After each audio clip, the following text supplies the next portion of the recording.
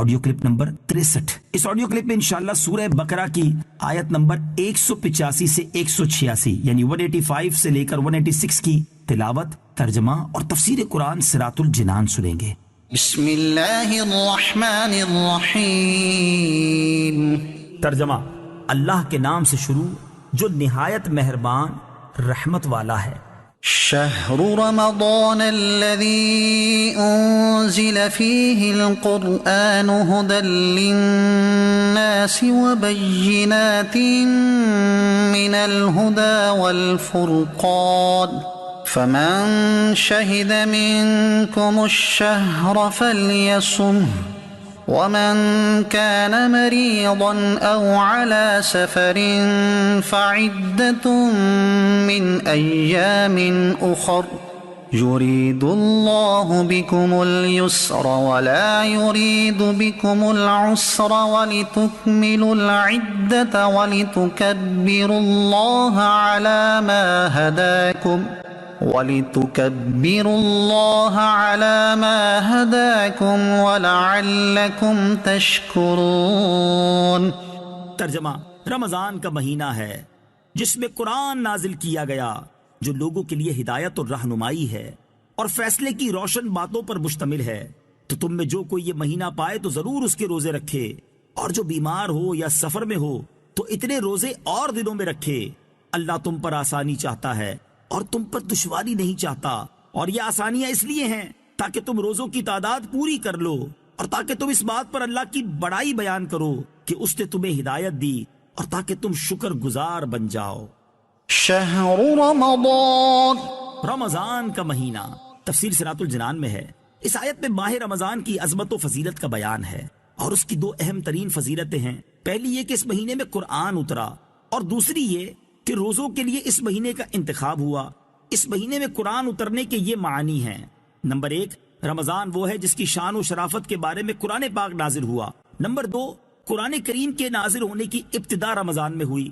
Number 3، مکمل قرآن کریم رمضان المبارک کی شب قدر میں لوح محفوظ سے آسمان دنیا کی طرف اتارا گیا اور بیت العزت میں رہا۔ یہ اسی آسمان پر ایک مقام ہے، یہاں سے وقتاً فوقتاً حکمت کے مطابق جتنا جتنا اللہ تعالیٰ کو منظور ہوا جبریل امین لاتے رہے، اور یہ نزول 23 سال کے عرصے میں پورا ہوا۔ عظمت والی چیز سے نسبت کی برکت۔ رمضان وہ واحد مہینہ ہے جس کا نام قرآن پاک میں آیا، اور قرآن مجید سے نسبت کی وجہ سے اس ماہ رمضان کو عظمت و شرافت ملی۔ اس سے معلوم ہوا کہ جس وقت کو کسی شرف و عظمت والی چیز سے نسبت ہو جائے وہ قیامت تک شرف والا ہے۔ اس لیے جس دن اور گھڑی کو حضور پرنور صلی اللہ تعالی علیہ وسلم کی ولادت اور معراج سے نسبت ہے وہ عظمت و شرافت والے ہو گئے۔ جیسے حضرت آدم علیہ السلام کی روز جمعہ پیدائش پر جمعے کا دن عظمت والا ہو گیا۔ حضرت یحییٰ علیہ السلام کی پیدائش، وصال اور زندہ اٹھائے جانے کے دن پر قرآن میں سلام فرمایا گیا۔ اسی طرح حضرت عیسیٰ علیہ السلام کا اپنی پیدائش، وصال اور زندہ اٹھائے جانے کے دن پر سلام فرمانا قرآن میں مذکور ہے۔ والفرقان، اور حق کو باطل میں فرق کرنے والا۔ تفسیر صراط الجنان میں ہے۔ زیر تفسیر آیت میں قرآن مجید کی 3 شانیں بیان ہوئیں۔ نمبر 1، قرآن ہدایت ہے۔ نمبر 2، روشن نشانیوں پر مشتمل ہے۔ اور نمبر 3، حق کو باطل میں فرق کرنے والا ہے۔ قرآن شریف کے 23 نام ہیں، اور یہاں قرآن مجید کا دوسرا مشہور نام فرقان ذکر کیا گیا ہے۔ یرید اللہ بکم الیسر، اللہ تم پر آسانی چاہتا ہے۔ تفسیر صراط الجنان میں ہے، اللہ تعالیٰ نے اپنی عبادت ہم پر فرض فرمائی، لیکن اپنی رحمت سے ہم پر تنگی نہیں کی، بلکہ آسانی فرماتے ہوئے متبادل بھی عطا فرما دیے۔ روزہ فرض کیا، لیکن رکھنے کی طاقت نہ ہو تو بعد میں رکھنے کی اجازت دے دی۔ بعض صورتوں میں فدیے کی اجازت دے دی۔ کھڑے ہو کر نماز پڑھنے کی طاقت نہ ہو تو بیٹھ کر ورنہ لیٹ کر اشارے سے پڑھنے کی اجازت دے دی۔ 1 مہینے روزے کا حکم فرمایا تو 11 مہینے دن میں کھانے کی اجازت دے دی، اور رمضان میں بھی راتوں کو کھانے کی اجازت دی، بلکہ سحری اور افطاری کے کھانے پر ثواب کا وعدہ فرمایا۔ گنتی کے چند جانوروں کا گوشت حرام قرار دیا تو ہزاروں جانوروں پرندوں کا گوشت حلال فرما دیا۔ کاروبار کے چند ایک طریقوں سے منع کیا تو ہزاروں طریقوں کی اجازت بھی عطا فرما دی۔ مرد کو ریشمی کپڑے سے منع کیا تو 20 قسم کے کپڑے پہننے کی اجازت دے دی۔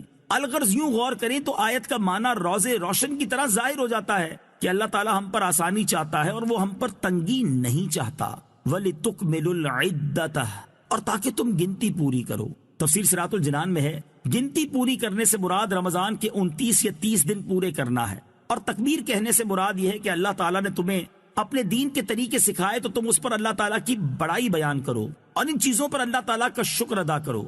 وَإِذَا سَأَلَكَ عِبَادِي عَنِّي فَإِنِّي قَرِيبٌ أُجِيبُ دَعْوَةَ الدَّاعِ إِذَا دَعَانِ فَلْيَسْتَجِيبُوا لِي وَلْيُؤْمِنُوا بِي لَعَلَّهُمْ يَرْشُدُونَ۔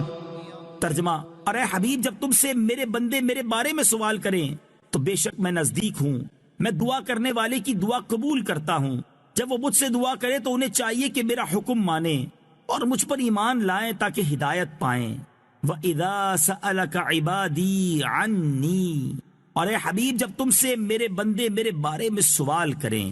تفسیر صراط الجنان میں ہے اس آیت میں طالبان حق کی طلب مولا کا بیان ہے، جنہوں نے عشق الہی میں اپنی خواہشات کو قربان کر دیا، وہ اسی کے طلبگار ہیں۔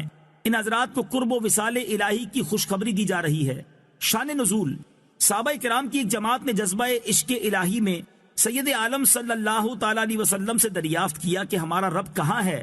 اس پر بتایا گیا کہ اللہ تعالیٰ مکان سے پاک ہے، کیونکہ جو چیز کسی سے مکان کے اعتبار سے قرب رکھتی ہو وہ اس کے دور والے سے ضرور دوری پر ہوتی ہے، اور اللہ تعالیٰ سب بندوں سے قریب ہے۔